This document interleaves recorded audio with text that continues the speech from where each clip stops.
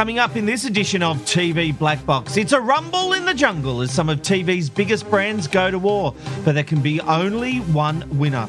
The numbers are in and, well, they aren't great. We'll reveal how many people actually bothered to watch 10's pilot showcase. And we've all watched Netflix's The 100, so you don't have to. It's part of our group binge. Is it a winner or a dud? Don't worry, Robbo didn't pick this one. Welcome to the podcast where people in the industry get their news. This is TV Black Box, the podcast.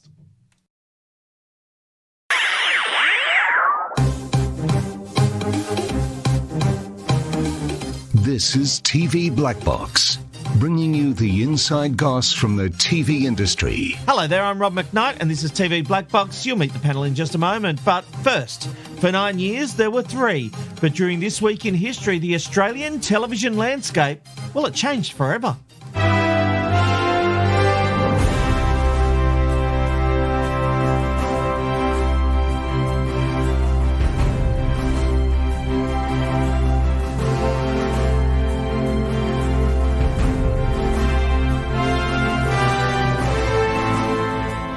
Time for a bit of television maths now. Channel 2 plus Channel 7 plus Channel 9 equals Channel 18. But that's not what the third commercial network, Australia's TV sets, turned into. It was during this week in 1964 that ATV Channel O Melbourne first went to air, breaking the commercial network duo. And she's been a trailblazer ever since. Hello, let's meet our guest tonight, Robbo. Welcome to the podcast. Rob, thank you for having me. It's been amazing, and what a wonderful time it's been to have Network 10 as part of the television landscape of Australia.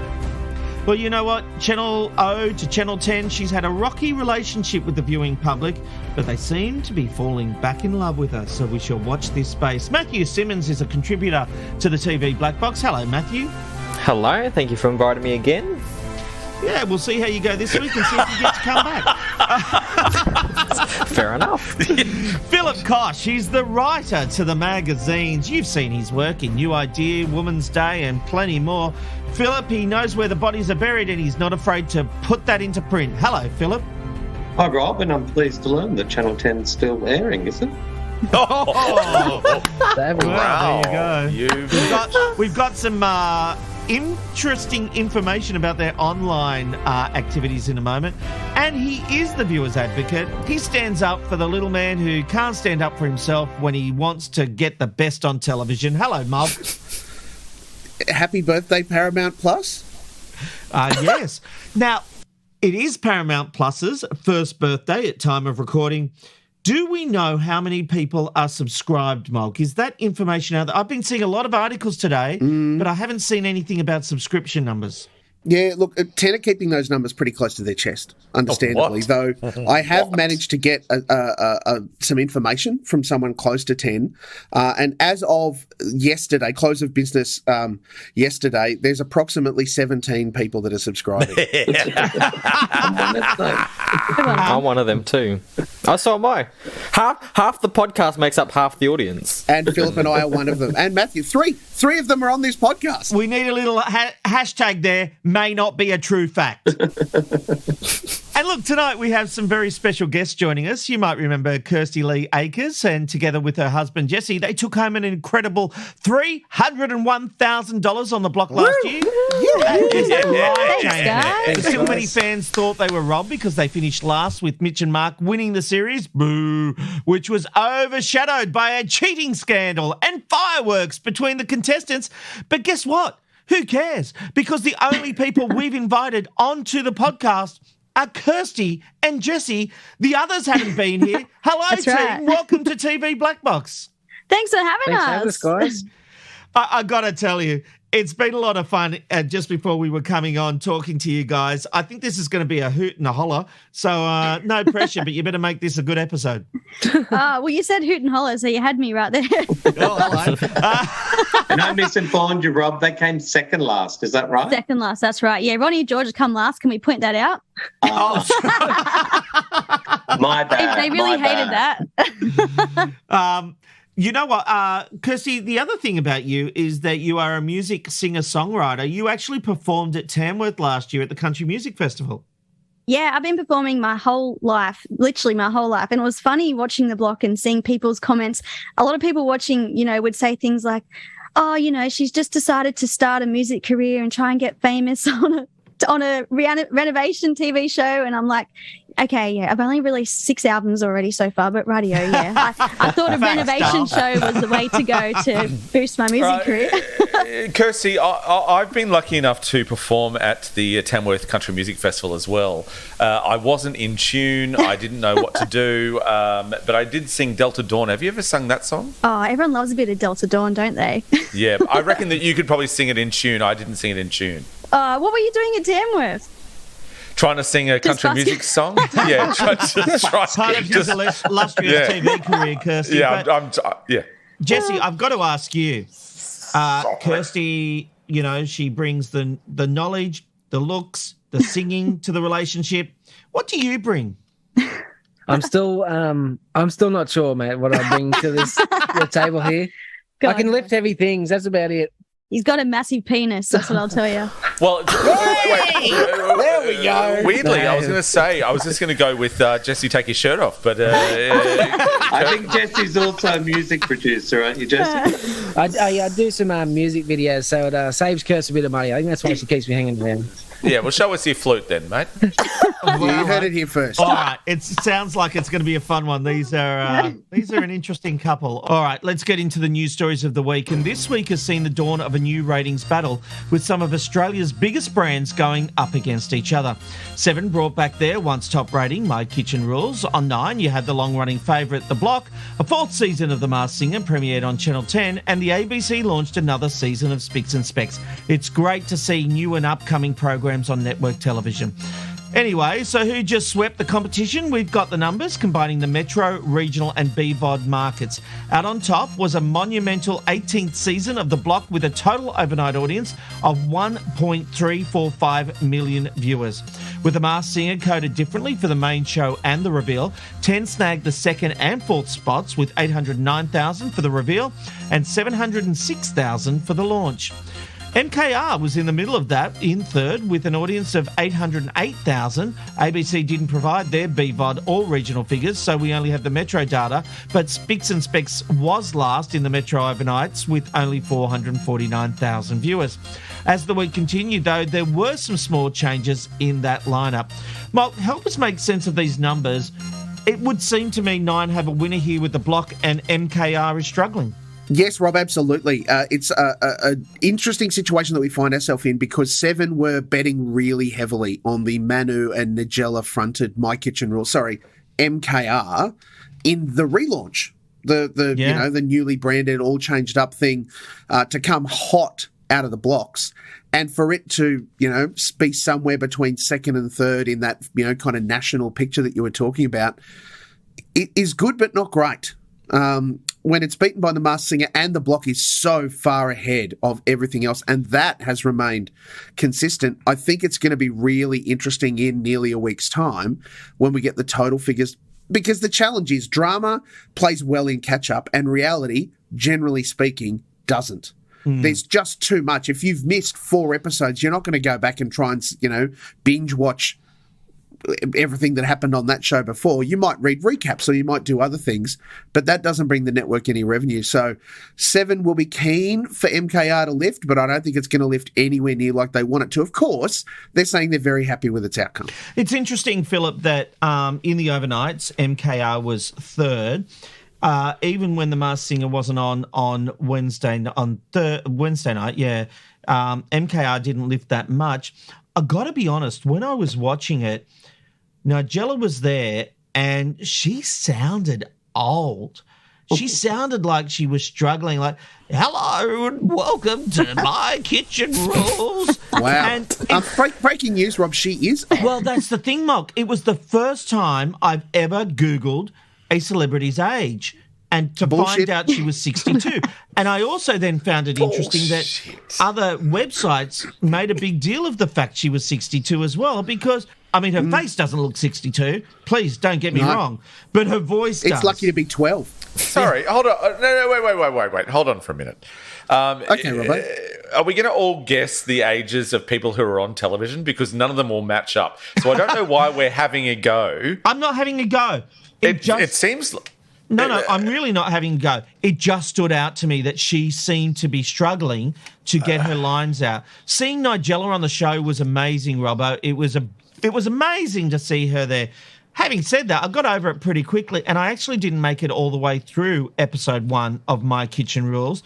Neither did I make it through the first episode of The Masked Singer. I watched a bit of it, and then I thought it's the same old, and I'm not as into these judges, Philip, as I was the previous judges. I found myself enjoying the block. Yeah, look, I didn't have an issue with Nigella's voice, but I did have an issue with the complete lack of chemistry between Manu and Nigella. It was sort of noticeably uncomfortable almost to watch, I thought, on that first the launch show. And, of course, it's now rebranded as MKR, Not My Kitchen Rules. They're trying to really make it a completely different show. And, unfortunately, the food lets it down. You know, that thus far we've seen average to shit cooks, basically. And you don't want to make food like they're making. No one wants to eat it, let alone make it. Like, seriously, really there's been a lot of complaints about the food. And really critically, Philip, I think you've nailed it, because then the rest of the show, because they're trying to move away from the drama-filled MKR, which was ultimately its demise, no drama, which means no interest. Boring. It is boring. And look, I know it prides itself on being a bogan show or a bogan cast, and they they fit the bill, but they're just a bit dull. They're all quite nice and dull. And, and then, look, I love The Block, and I was certainly watching the first episode, I think mainly like the rest of Australia, to see what really happened with that influencer and a footballer husband. And, they were every bit as, let's say, entertaining as I expected. Kirsty and Jesse, you were on The Block last year. When you see that it's still doing so well, are you pleased for the show, or are you a little bit like, I would have liked to have seen it go down now that we're not there? I think definitely pleased, because, you'd hope if they ever ask you to go back on it, it's not going to be, it's not going to be a flop, or it's not going to tank. So I'm purely thinking of my invested interests. And you're always attached to the show, so while the show is continuing to do well, people are still going to resonate with us as characters, I guess. Are there any of this year's contestants that you think are great? I'm already hating some of them, I must say, but in a sort of a good way. Like, I want to see more of them. Yeah. Are they just that you really irritate me? Yeah, I get it. I can't remember all their names just yet, because it's only been 4 episodes so far. Who are the new ones that replace the influencers?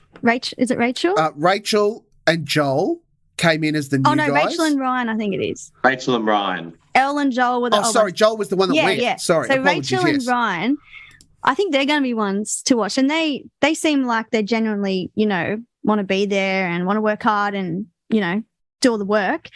But, yeah, it's been hard to choose a favourite, yeah. It's been hard to watch. I haven't slept the last couple of nights. I've just been, all these panic and these terrible memories have been coming back. PTSD. Oh, PTSD. The show was 100%. Like, so don't get me wrong, it was the most amazing opportunity I've ever had, but it was the worst experience of my life. It's horrible. It's torture. Hold on a minute there.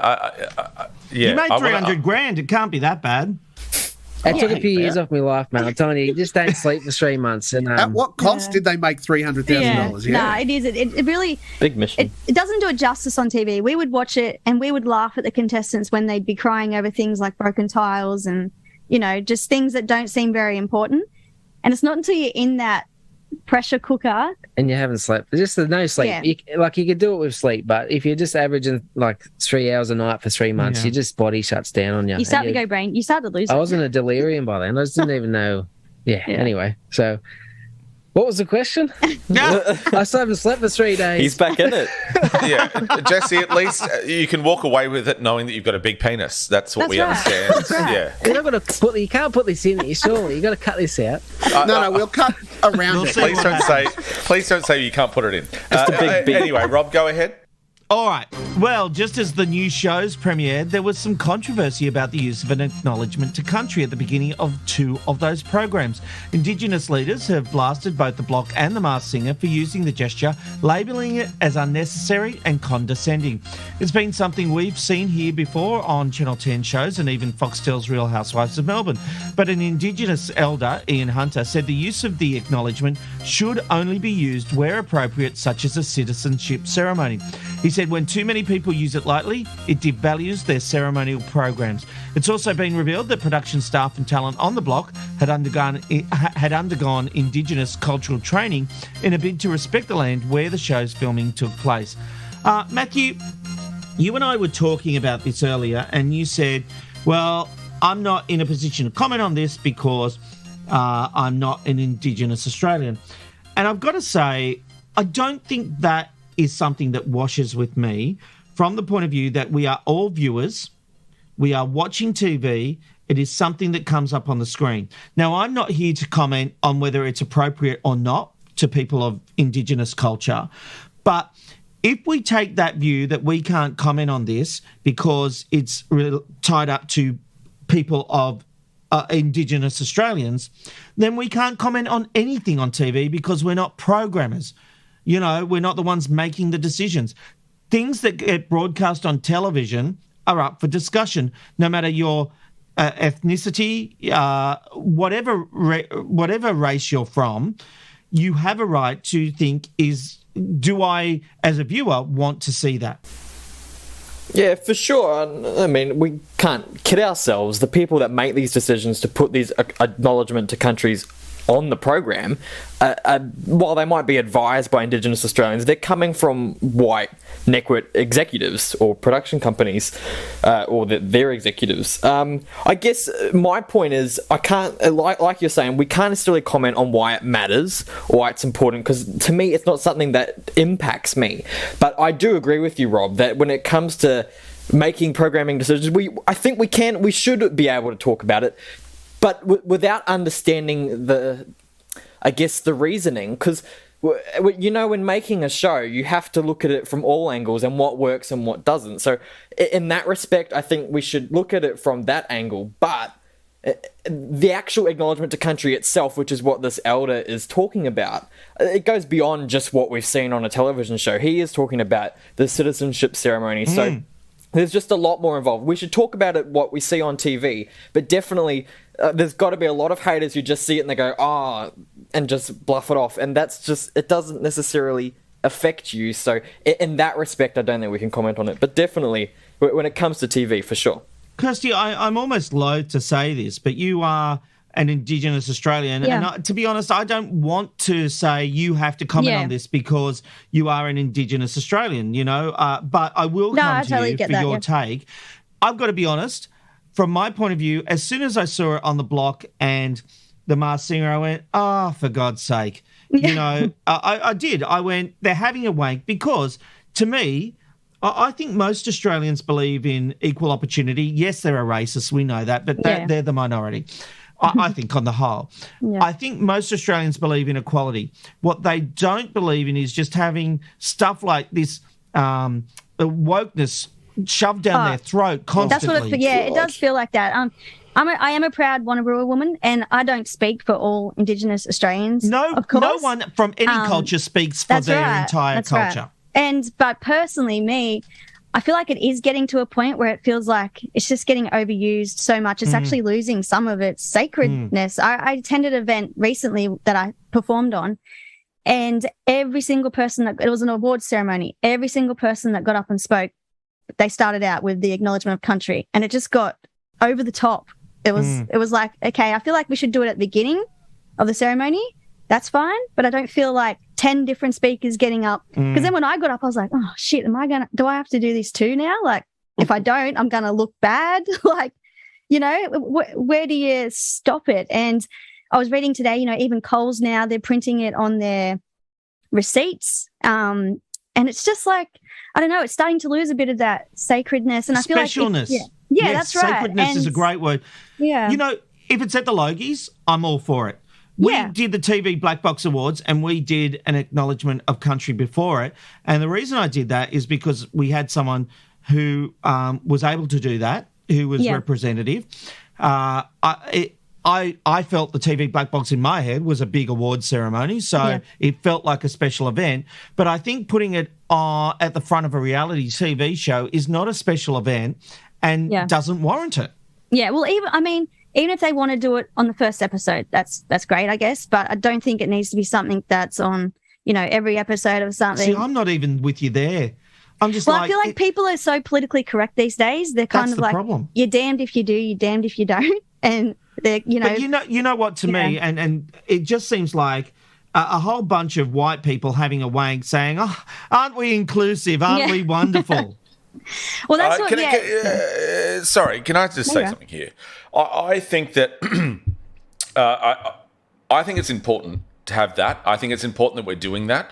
And I guess I go back to: are you against networks who broadcast the Mardi Gras? Are you against that? Because I like to hear. Obviously, being a gay man, I like to hear that we're being inclusive. I like to hear that networks are making me inclusive. I like to hear that newspapers, obviously not the Murdoch press, for Christ's sake, and more not the Nine Network press, but I'd like to think that I'm being included. I like this. I think this is important. I think it's definitely important. I don't see how it's different from saying to gay people, hey, it's important that you're around. We're gonna celebrate you. We're gonna show you what we can do for you, how we can support you. How is this any different? So we're okay with because it's fashionable to go, oh, let's raise a rainbow flag, but it's not okay to talk about acknowledgement to country. Like, what are we talking about here? I don't understand the argument. I think it's important that shows who are filming on Indigenous land, and we all are, I think that's important to acknowledge that. That's a step in the right direction that many other countries, including New Zealand, for example, they have been doing this for a lot longer. Their newsreaders, for goodness sake, start with Kia ora. Like, they start with that. That's important. But we're still talking about whether it's important here. What do you want? I don't understand. Do you know what I'd want? Give thousands of dollars to Indigenous groups. That's what I was going to say. Yeah. It feels like a token throwaway. But this is the beginning of that. But this is the beginning of that. We have to take small steps. No, it's not. It's people making a TV show who want to appear politically correct to go, let's do an acknowledgement to country and feel special. So when do we make those points, though? So if we don't make them in these television shows, when do we make them on broadcast television? So when do we do it? Here's the thing. You've got Ian Hunter, an Indigenous elder, saying that the use of the acknowledgement should only be used where appropriate, such as a citizenship ceremony. I'm happy to take it further, and Malk, I know you want to jump in. I'm happy to take it further, but seriously, an acknowledgement to country with Osher Gunsberg standing there saying, we recognise the people of the such and such land, or at the beginning of the block, it's meaningless. It doesn't actually do anything. I think it just runs the risk of turning into someone showing you how to put the life jackets on an aeroplane, and everyone tunes out to that. It just becomes like... Definitely. 100%. I feel like it's definitely, of course it's important, but when it's becoming to the point where it's being overused so much, I think people can, and networks and TV productions can make much more of a bigger contribution to Indigenous communities by employing Aboriginal people, by giving out scholarships to Indigenous kids that wouldn't normally get those opportunities to be able to go and do work experience or something like that at a TV network that are living out in remote communities. I guess that's just what these leaders that have come out kind of slamming it are getting at, that rather than just throwing out, a token statement, do something more than that. Yeah, doing 10 seconds at the top of the show makes them feel good, but what does it achieve? Mark, I know you want to have your say. I'm going to let you speak. You've got the floor. For everyone who had Mulk disagrees with Rob on their bingo card, check it off and buckle up. I hear what you're saying, Kirsty, and I completely understand that. I acknowledge the elder Ian that's mentioned in the article and his view and his bigger view. And I think that, look, as 100% an Anglo-Australian who was born here but comes from Polish-German heritage, there's a whole lot more that we can do to engage and to close the gap between us and First Nations people. That's it. I work with a lot of Indigenous young people and Indigenous leaders in my day job. And as a part, and it's in a church setting, I acknowledge, as a part of our commitment to reconciliation with them, we place some pretty big emphasis on understanding the country that we're on. And when we're visiting other people's country and all of our meetings start with an acknowledgement, and I agree, at the start of everybody speaking, out of control. Yeah, definitely. If we're at an event, somebody might welcome us. It definitely needs to be done. It needs to be done at events. And there's no dramas with Tony Armstrong doing it at the Logies because the Logies didn't do it. That's right, yeah. Yes, without rehashing the Logie situation. So, Kirsty, that's right. There's some procedure to the process, right, which is what it's meant to be intended. There is a sacredness to it as much as it is one group of people welcoming another to the place. Yeah, definitely. I wholeheartedly agree that the television industry could be doing a whole lot more monetarily around the way that they engage and support First Nations peoples in getting into the business. I know that Foxtel do that. I know that they spend the money. They have opportunities for young Indigenous people to engage in some of their productions. Great. I can't speak for the Block, though I would think, given what they did in the start for their acknowledgement, that they would have paid those local elders to come and be a part of that, made a donation to the Land Council as a part of that. Anything else beyond that, amazing. If they didn't, well, honestly, shame on you guys for not doing it. Who does it hurt? Who does it hurt by doing acknowledgement to countries? We are exactly of the same. Who does it hurt to do it? To do it respectfully. It's been respectfully. And to do it with the fact intention. that we're doing this, the fact that we are years and years behind every other country doing this in our area, who does it hurt by just doing it and acknowledging the country? Like, by who does it hurt? The story is a beat-up. No other country's doing it. I don't watch EastEnders and see an acknowledgement to country. No, they're the colonizer. That's not the same thing. Oh my God, you can't even say. You're saying US shows. Britain, I don't see an acknowledgement of. And they Native are behind. Americans. And they are behind. It doesn't hurt anyone on this panel to have an acknowledgement to country on a TV show. You know who it helps? It just doesn't feel real. Or sincere. For the past at least 18 months, if not longer, the ABC have been including the local country name in all of their crosses, in all of their supers, to help people understand that when we talk about going to Sydney City, that we're talking about a particular part of First Nations country. And this is the name of the people group that are from there or that are a part of that place. The education process in that is super important to the reconciliation process. I agree with you, Malcolm. And we know that Network 10 for a while there was, maybe for NAIDOC Week, were doing traditional names on their weather map. So this is where I also have a problem. So I'm going to come on this side. If you're going to do that, then do it the whole time. Yeah. Correct. With intention. So this is where I have a problem. So I like, you want to do a welcome to country, you want to acknowledge country of where you're filming, tickety-boo, really enjoy that. What I don't like is when 10 did their weather maps for a week. Don't do that. Like, I think that's a waste of time. Exactly. I like at the beginning of a production, or I know the ABC does it where they acknowledge that in their either in their supers at the end or their credits at the end. But I think we're on the same page here when it comes to 1 week a year.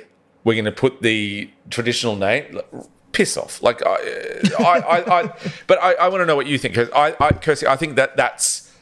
Yeah, I definitely agree. Either do it for the whole year. Don't do it for a week in a year because it looks rubbish. Bullshit. I think introducing the country names would definitely be a valuable thing in schools, definitely. I know growing up in my area, that it was just never spoken about. Like, you didn't know what the names were anywhere. And, like, I still don't know what a lot of the areas, what their names are, because it's just not taught in Australia. So I definitely think that, you know, if you're seeing something like that on TV every morning as a kid before you go to school, then it's definitely going to sink into your brain, and that's something you're going to learn throughout your life. What you were saying about, who does it hurt on this panel to have acknowledgement of country? You're right, it doesn't hurt anyone at all. I'm trying to see both sides. I feel like you're damned if you do, you're damned if you don't.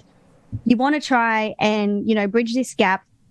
But at the same time, when you've got elders telling you that they feel like it's losing its sacredness and that it's becoming a thing where you hear it so many times over and over again, young people are starting to roll their eyes and go, radio. I guess that's the hard situation, corporations are going to find themselves in. And I don't know what the answer is, to be honest. I'm going to move on, but you have just hit the nail on the head. Yep. When people are watching it and roll their eyes, that's when it's lost its significance, and that's where it's lost its value. Yeah. When it doesn't feel special, and it just feels like, here we go. But it's not going to feel special to hardly anybody. Who's rolling their eyes, though? Who are you suggesting is rolling their eyes at this? I rolled my eyes. But so did readers from the Daily Telegraph and the Australian rolled their eyes. I think that's... This article is a beat up looking for a story. It is a non-event. I think it's really important. In fact, even to the point that the people that they went to get quotes from have form talking about the fact that they disagree with the whole process. I think it's really important. I think it doesn't hurt anyone. At the end of the day, I think it's lovely.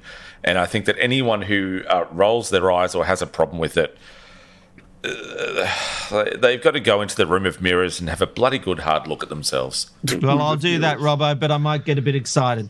All right, it's been over a month since 10's pilot showcase for 2022 was shafted to template. So with the rise of BVOD and streaming, did these new concepts manage to attract an audience?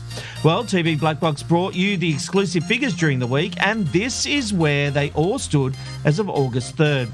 So that's a month of these things being available on 10 Play. Courtney's Closet was the leader with almost 31,000 streams. Abby Chats had just under 23,000. Dinner Guest, 17,000. The Love Experiment, 10,500. Time to Die, 8,500. And finally, The Bush Blonde versus the World could only manage 7,000 streams. After 1 month on 10 Play, all 6 pilots combined amassed less than 100,000 viewers. Matthew, it's interesting. I saw some commentary on Media Spy in response to this article saying you're always trying to have a go at 10, blah, blah, blah. No, we're not. I say lots of good things about 10. Hunted, great. AFL bidding rights, great. But they've taken a great concept called Pilot Week. They've shafted it to the website and they've managed less than 100,000 views. That, to me, is a disaster. What's the point?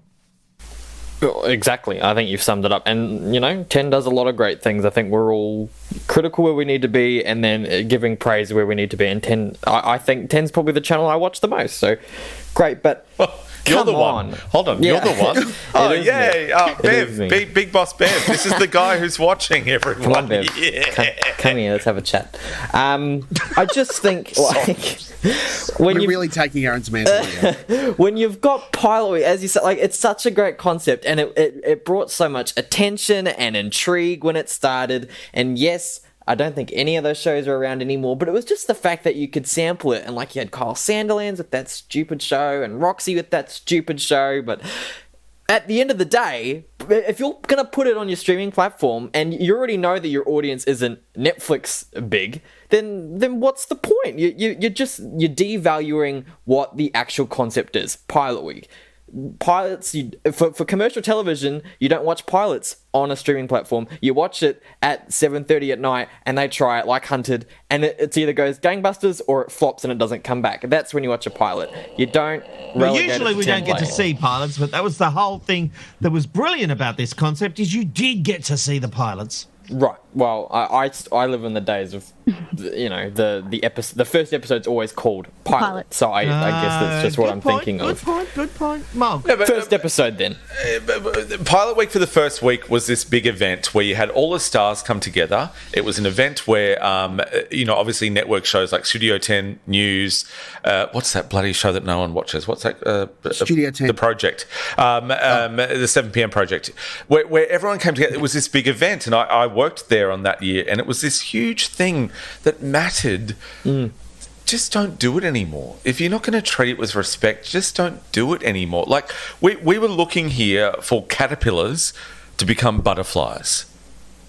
And the butterflies remained caterpillars. That was a clumsy metaphor, but I sort of get it. No, I'm having a thing with someone who is a big name in the industry, but I just have to say caterpillars. Okay. Do you need to mention Jesse's big penis, or are we? Okay. I'm still waiting to see it. Okay, we'll move on. Rob, I have a question for clarification and a couple of comments. Go ahead. In those streams, are they? Because I think every show was 30 minutes. Are they the full 30-minute as a stream, or 5 consecutive minutes as a stream? I don't know the answer to that, Mug, because I didn't run the numbers myself, so I was able to get someone to run them for me. And I don't know the methodology behind that. It is obviously the same methodology they use for all kind of BVOD reporting. What, Robbo? Because I can't say methodology. Yep. In 3, 2. 5 consecutive minutes is the standard kind of BVOD stream count. How do we get onto ratings? I hope that it's not that. I hope that it is actual, like, full number of minutes divided by whatever to give us our overall number obviously, of streams. no one is releasing these figures officially. No. So I don't know the answer to that. I know that it was for the full month. I know that it was on any way that people could stream it. So it was the full numbers. Obviously, from when those numbers were run to the time I printed the article, the numbers would have gone up slightly, presumably. Sure. But that's where they were your article, Rob. The comments are, one, poor old Bush Barbie was hard up against it anyway because the scroller actually had the tile for her show. And it was a shit show. Off to the side. So it was never going to get any of the numbers that the others did because finding even the scroller to get to that was going to be difficult. Look, it wasn't the best of the 6 shows, Rob, I agree. But when you're not even on the front page to get a click, that's going to be tough. Yeah. And I agree with Robbo. If you're going to take this seriously, then you need to present the content seriously. And in the past, we have seen lots of, lights and sounds and all sorts of things about Pilot Week, and this barely rated a press release. Yeah. I've never heard of any of these shows. There you go. That says it all. That says it all. And Abby Chatfield is one of the hottest presenters on television right now, and I mean hottest as in sought after. She is wanted by everyone, and the fact that she what is she wanted? No. I'm going to challenge you on this. What is she wanted for? Because nothing that she's done is a huge hit. So what's she wanted Check for? out a fans only page. Oh, no, you didn't. OnlyFans, Phil. OnlyFans. Sometimes you can't find. Sometimes it takes time to find the right vehicle, Robbo. But as someone who's seen her hosting stuff, and it was the Channel 9 after show thing. Was it Love Island? What was it she was hosting? Yeah. It was the Love Island after thing. Very memorable. I thought she was fantastic. Yeah, I can't forget that. I highly disagree. She could barely string 2 words together as a host. Look, she's very attractive, there is no question, and Abby is someone who will speak her mind, and that, I think, is the attraction, because you kind of don't know what's going to come out of her mouth. But for someone with such a big Instagram following and, a social media influencer, 22,000 streams is all she could manage in a month. Sure. And I don't think any of us are disagreeing with you. All Robbo was saying is that why is your assertion that Abby is such a big talent and everybody wants her? Because she's on the front page of the Daily Mail all the time. What I'm saying is she is a hot commodity at the moment. She's on the Masked Singer. She's on a primetime show. She's got a nighttime national radio show. To suggest that she's not a hot commodity at the moment is bullshit, guys. No, seriously, you may not like her. She's a hot commodity. No, she's a hot commodity within the bubble of Sydney producers and programmers. Sure. Which I've talked about this before, where people at 7 and 9 and 10, they're all excited about this person. They love her. She's really nice to them. But hold on, aren't we trying to get ratings out in the country? Like, aren't we trying to get people to watch TV? Well, it depends on who you're talking to at what time, Robbo. If you're talking to 7, of course they're wanting numbers out there because that's where they win all the time. No, but that's you know what I'm saying, Mog, though, is that we've got this constant bubble of people who go, oh, well, she's fantastic. We love her. She's great. Sorry, but go out to a Westfield or go out to Beval Fair in Ipswich and ask them, well, do you know who this person is? They don't know them. I think the bigger issue is that it's the demographic that you hit. Abby Chatfield is not hit with anybody above, probably 35, unless they're a dirty old man. Yes, but that's my point. Why couldn't she get her followers to go to 10 Play and watch her pilot? Did she even tell them? Well, I think 10 bungled the bag here. Doesn't matter how big she is. If her pilot was on Channel 10 at 9 o'clock at night, it would have beaten 22,000 viewers. Yeah, definitely. I'm willing to put a bet on that. 10 bungled the bag here. It ain't Abby. It ain't Bush Ranger, whatever her name is. It's 10 who relegated all of these shows over the I think she's called Bush Scrubber. Bush Barbie. Barbie. And to take it back to the original question, Channel 10 have got all those other channels that no one ever watches. Why couldn't it have gone on one of those? I agree. If you don't want to do it on the main channel, why wouldn't you have a special night? Once again, you could turn it into an event on 10 Bold or 10 Peach and say, tonight we present 6 pilots. You get to watch them all in one hit, and we want your feedback. There's so many ways you could have done it. Bad form.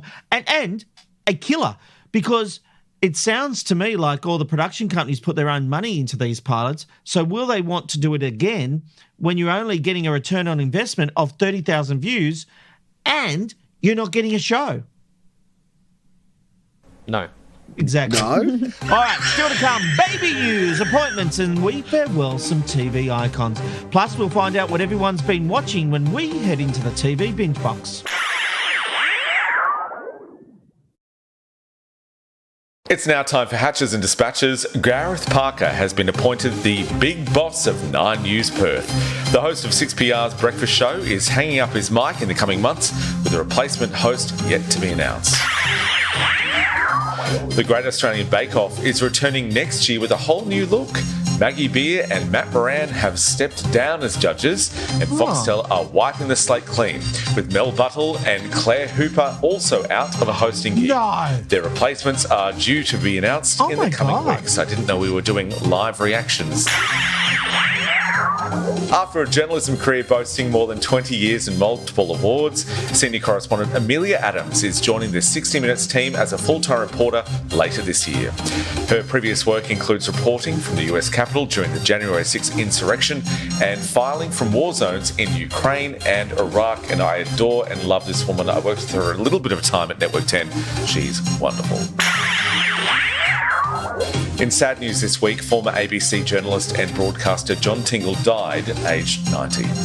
His daughter and ABC political correspondent Laura Tingle paid tribute to him, calling him her greatest urger-on, fan and critic. We also lost Olivia Newton-John this week after a long battle with cancer at age 73. Stars from all around the world shared their memories and admiration of ONJ, and on the night the news broke, viewers were treated to a special screening of Grease on Channel 9. Ending on a lighter note, Channel 9 reporters Jerry DeMasi and Michael Genovese have welcomed a baby girl, Tommy.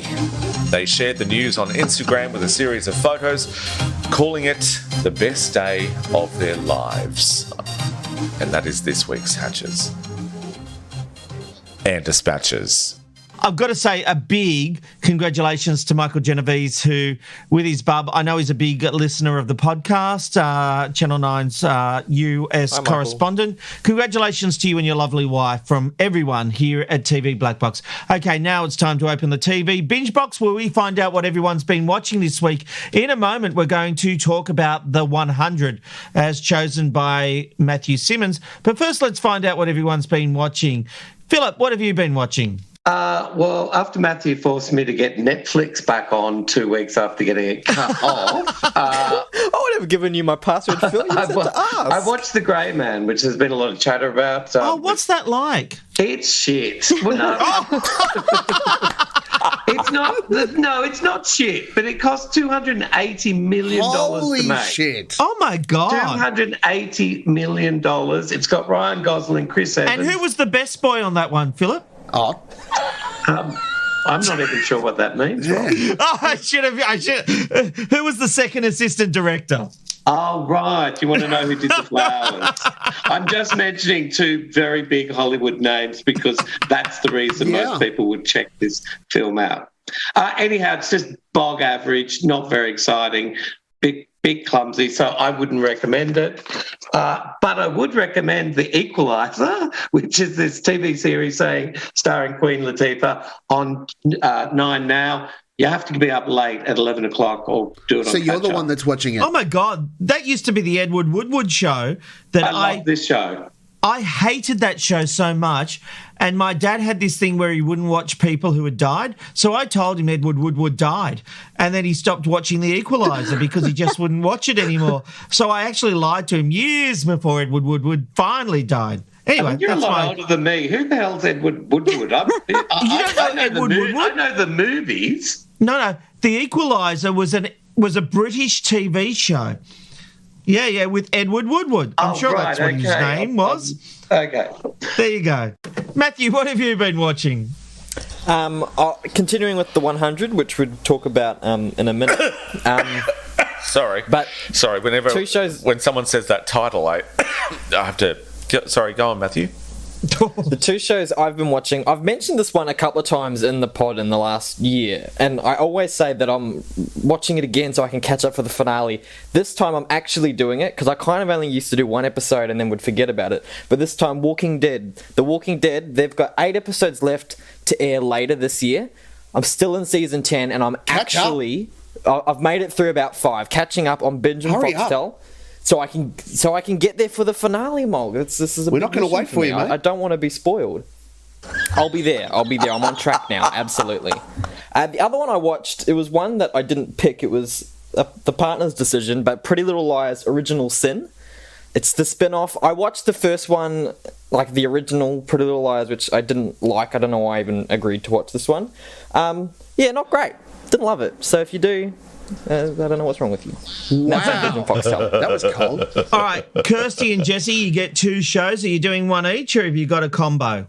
Nah, this is going to sound so lame and sad, but literally every night this week we've watched The Block. It's really sad. Yeah. But I said I don't want to watch it, but at the same time I can't not watch it. I think it's in your contract still. You've got to watch. It is. It is you've got to watch it because you want to hate the people.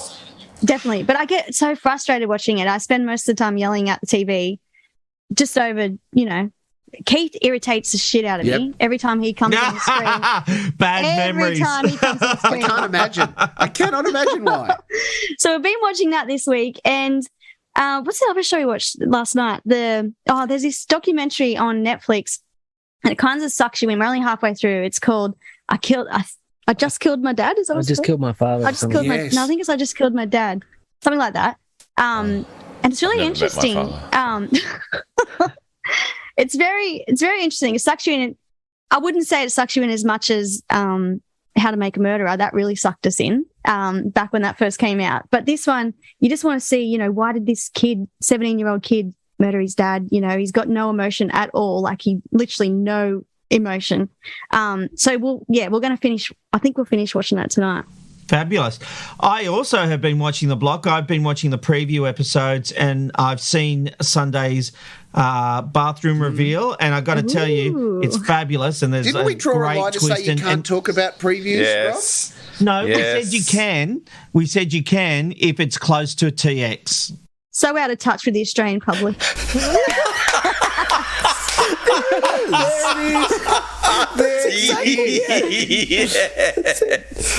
I've seen next week's eps. They're very good. The bathroom reveals on Sunday are fabulous. And that's pretty much all I've been watching, except I did watch the second Venom movie. I finally caught up with that and loved that as well. So it's nothing but love for me for my 2 shows. You loved it. Yeah, I really enjoyed the second Venom movie. What's wrong with that? Did you watch it in 5-minute increments? I actually watched it in pretty much one go. I can't say it was all... Well, I was playing games at the same time. Mark, what have you been watching? Look, heaps of stuff. Heaps on preview that I won't mention because that's the rules. Correct. And if you mention them, that will be one of your 2. I've been watching many of the reality shows of an evening and staying, as we've already mentioned, The Block connected to that quite well. The two shows that I did want to speak about. That was Robert, one? No, it wasn't. Because You said The Block. It. I was That's the agreeing name of with a you. show. No, mate. Oh, I don't even say. No, Mulkey's right. You've had one show. What's your other show? So the first show is in two parts. It's called Trainwreck Woodstock 99 on Netflix and Prey yes, on we Disney. watched that. We watched that. Trainwreck Woodstock 99 is everything That was good. that the first Woodstock 99 documentary should have been and wasn't. The absolute lack of self-awareness by the guys that put it on. I've never seen yet so many dumb white young guys in one place. Please don't look at Jesse when you say that, because you turned to Jesse when you said dumb white guy. I won't have it. Sorry, Jesse. Go ahead, Mark. It was just an amazing documentary at what was an attempt to rekindle, the 1964 Woodstock love and hippie power. Woodstock 99 was basically infested by bros. Yeah. And they were not happy, and throw into that some pretty aggressive bands, encouraging them, the what was it, 200 odd thousand strong crowd to tear the place apart. So they did. It was horrendous, just absolutely amazing. Great. They've got people that were there as punters. They've got people who are working in key roles, and they've got the organisers. So they're talking to them, and all of that rolled together on Netflix is, I think it's 2 episodes. And the bands, some of the bands too. Oh, and they got some of the bands too. That's right. Gavin Rossdale from Bush talks about coming out to face the crowd. He's going, "No, this is scary." It's highly worth your time. Trainwreck, Woodstock 99 on Netflix. The other part of that show was called Prey on Disney, which is a new movie entry into the Predator franchise on Disney+. I want to watch this. And I can just completely recommend it. It has got all of the great touch points that will draw you in. And I think the thing that makes it work really well, it's set in the 1700s in America with the Comanche tribe. And the key central character is a young girl who wants to be a warrior, wants to be someone that gets out and does all that stuff. But of course, the deal is women in Comanche are medicine women, and they cook and food Dr. and Quinn? and stuff. Dr. Quinn? Not quite. No, right, Almost. Dr. Quinn. Okay. Medicine woman. And a predator arrives, and it is amazing. It's really tight too. 80 minutes and you're done. Like, it's an easy watch. Unlike 2.5 hour largesse films, this is a really great watch. It's not going to win any Academy Awards, but it's just really good fun. Prey on Disney Plus and Trainwreck Woodstock 99 on Netflix. Thank you, Mulk. All right, Robbo, what have you been watching? I've been watching the second series of The Outlaws on Amazon Prime. It is absolutely fantastic. I loved the first season. You've got to watch this second season. It's Stephen Merchant. He created it with someone else. Who cares who the other person was? But it's wonderful. It's a really good show. Yeah, this is really good. Isn't it great, Robbo? Yeah, I love it. So I love the first season. I happened to discover, which is one of those really lovely things where you think, I know that the second series is coming out. I didn't really realize it was already out. So it's lovely so far. Really, really enjoyed it. I'm also finishing. I'm halfway through the last 1.5 episodes of Obi-Wan. I hadn't finished that yet, which is absolutely fantastic. Spoiler alert, he lives. Yeah, Right. You've got a very clear spoiler policy. Yeah. That you can we talk about all of the shows and spoilers? Mulk, it's a joke because we've all seen him in Star Wars Episode 4. Yep. It's not a real spoiler. spoiler. If we know that someone lives, it doesn't matter what the spoilers are. Oh my God. No, that was fun. What I can't wait to talk about though, Rob, is the 100. Though I think it should be called the negative 100. Because it was absolutely hold your fire, rubbish. Robbo. Hold your fire, because Robbo raises an important point. This week, we watched the 100 as part of our TV group Binge. It was chosen by Matthew Simmons. Despite a terrible script, bad acting, and plot holes that galore, I actually enjoyed it. Matthew, tell us about this show. Oh, well, I'm glad that you enjoyed it then. Look, I have to agree, I rewatched the pilot and I have been watching the first season, but I've gone back for the pilot for the purpose of this podcast. And in no way did I suggest it in saying, this pilot is absolutely fantastic. it'll blow you away. Because I do believe that for some of the actors, the acting needs work. And just a bit. But for me, what draws me the most and what I think made me stick with it is the concept. Matthew, sorry, can I interrupt? I'm not saying the acting's bad, but last night I went to a under year 6, year 4 to year 6 production of Aladdin Jr. And I saw better acting from the people that couldn't sing, the kids that couldn't dance, and the kids that couldn't act. Their acting was better than what I saw in the 100. And look, when I was in year 6, I was a great actor as well. Look, I don't know. To me, I think the concept draws me in. The fact that people have had to go to space because something's happened on Earth, and you've come back and you're working out how to do it again. That's just something that drew me in. Matthew, it's a concept where they decide they're going to send their kids down to Earth first because some of them did misdemeanors and no crime is allowed. So if you commit even the smallest crime, you go to jail. Yes. Well, it's only if you're a kid, because otherwise you get floated. You die. You get thrown out into space. And who better than, like, that? To me, that sounds great. Send some 16, 17-year-olds, 18-year-olds. That sounds like a good concept to me. Have some fun. Sorry, Matthew. I thought there was more acting depth and talent in exterior establishing shots of any soap opera. Wow. So if we're talking about Ramsay Street, the houses had more depth than what we saw here. The wobbly sets on Neighbours had more depth than the acting on this show. So they were trying so hard to establish storylines and character backgrounds in a ridiculously short amount of time. Yeah. Look, I was making short films with smoke machines. Put a bit of smoke in those awful, bloody sets. Like, bit of smoke, bit of light, for goodness sake. It was absolutely rubbish. Everyone was too pretty as well. Everyone had their hair done at Stefan. That's a Queensland reference for those who are watching. Discover yourself, Robbo. Thanking you. Everyone was too made up, too well dressed. There was a wonderful home and away actor who I liked seeing there. That was good for him, but it was a terrible, terrible show. Anyway, the whole thing turns into a frat party when they get out of the spaceship. Like, it was just, hey, here we are on Earth again. It was absolute rubbish. That's the point. But it was like American Pie, but American Pie was better. Much better. Why were there no radiation detectors? Nothing. So everyone was worried about radiation, but then everyone jumps out into the rubbish. No detectors. Teen drama doesn't mix well with science. Obviously, neither of those things match up very well. I love that you have a list. I really a long list.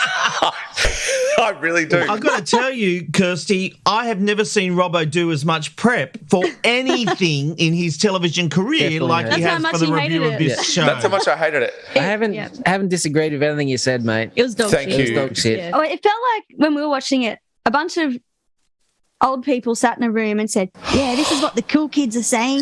Yes. And that's how they wrote the screen. Yes. Oh, my God. Kirsty, you're absolutely right. That's what it sounded like. Yep. Thank you. Phillips seems to be the nicest guy out of all this, I think. I'm sure he's got nice things to say about it. Philip, what did you think? I approached it with hatred because, again, I had to get Netflix back on to watch it. I didn't hate it as much as what I thought. It was kooky. Who was the lighting director, Philip?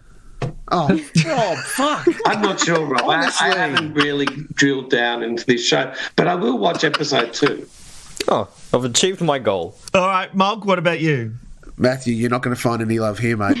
This was the second time that I've watched this first episode of The 100 because I watched it the first time it came out because I liked the way they sold the premise, and I remember when I rewatched it why I didn't watch another minute of the show, and that's because they thoroughly under-delivered on the premise that they sold the show on. Oh, it was awful. Like, it's in and of itself, it's a fine idea. What happens if the Earth gets, evacuated and people are living in space and they send all these naughty kids down to Earth, and what are they going to do? Hopefully lots of sex. None of that happens. They just come down to Earth and go, oh, now we have to start our own colony, and maybe there'll be an overthrowing of power up on the space station, and there really is an end of story. But also, when Mum was like, you've got to go, and we're thinking, why is Mum sending her daughter there, and what's the story? She didn't really say goodbye. That's exactly right, Kurt. It was absolute See ya. bullshit. Anyway. Get on the ship and piss off, daughter. That's what that was. It was awful. Look, it's something that I can understand why Matthew's watching it. Matthew, how many seasons is in the series? 7. No! So it's done all right. It No hit way. syndication in the States. It hit 100 episodes. Yep. So It's seven made syndication in the seasons? States. So it will live on, takes which some just twists goes and to show turns. that the target audience is none of us No. except Matthew. Sorry, who makes this in the States? I know it's on Netflix here. Who makes it? It was the CW. Was made by the CW. Yeah. Oh my God. Yeah. Like, I'm genuinely shocked it's got 7 seasons. Like, I guess crap does rise to the top. Hey, I just want to go back because Rob, didn't you say that you loved it, or am I? No, I didn't say. confused? Whoa, No, he did, though. No, Sorry, but Matt. he did. I thought that he did say he liked it. liked Strangely, it. I loved it. And I've made it to 2.5 episodes, but I do think I'm sort of not going back to it. But that's not what you said in your intro. No, you I said I it. liked it. You loved it. I never said I loved it. Go What back a to the tape, loser. people. Yeah. Here, please. let's have a listen. Despite a terrible script, bad acting, and plot holes that galore, I actually enjoyed it. No, Matthew, it's not great. And even all the bad things, I kept going for a bit. And I sort of did like it. I wanted to like it. But ultimately, it was shit. Thanks, Rob. Thanks for that, Marg and David there Thanks, on the Matthew, morning. for the opportunity to watch a show that none of us seem to like. Okay, so who's got the next one, though? Phil didn't hate it as much as he thought Phil he did. didn't That's a hate victory. it. That's a victory for me. I like it. Next week, we're going to be watching... Philip? Goliath on Prime Amazon. Oh. Billy Bob Thornton. I've spoken about it before. I'll enjoy watching Jesus. this first episode again. I don't think I'm available next week. I might not be able to hang watch about. it. No, well, hang on, McKnight. Actually, the best piece of television you ignorant fucks will watch. All right, the challenge has been set. Goliath on Amazon Prime is our TV group binge for next week. And that brings us to the end of this edition of TV Black Box. Kirsty and Jesse, thank you so much for joining us. Hope you had fun. This is the funnest podcast we've ever done. They've all been pretty shit leading up to Yeah, now. they're rubbish, the other ones. Including our own. Wait, can I be a guest on yours? Of course, we'd love to have you. Yeah, we'd love to have you as a guest. The only guest we've had so far is my brother, and that wasn't really interesting. So What's it about? Now's the chance to plug it. What's it about? it's literally about nothing. We just talk shit. Like Yeah. literally about nothing. It's like a Seinfeld We talk- podcast, yeah, but it it's is. not funny. No, but can I be part of it? Because I talk a lot of shit, but no Yeah, one you lets can me. be. We need. That's what we why need. it's Robert, doesn't. you're sounding desperate. Do that off air. I'm very desperate. I'm not good at the talking, so it doesn't really land real well. Kirsty does all the talking, and I just sit there and talk shit nod. myself. I've got to say things Kirsty, occasionally. Jesse, Uncle Daddy Robbo needs some time. So, yeah, let's do this. Let's do a I think podcast we have together. talked about your massive penis in the. I in our don't have a podcast. massive penis, you banana. That brings us to the end of TV Thank Black God. Box. Thank you, team. Thank you, Mulk. Thank you, Philip. Thank you, Matthew. Thank you, Robbo. I'm Rob McKnight. We'll see you next week for TV Black Box. Don't forget, it's where people in the industry get their news.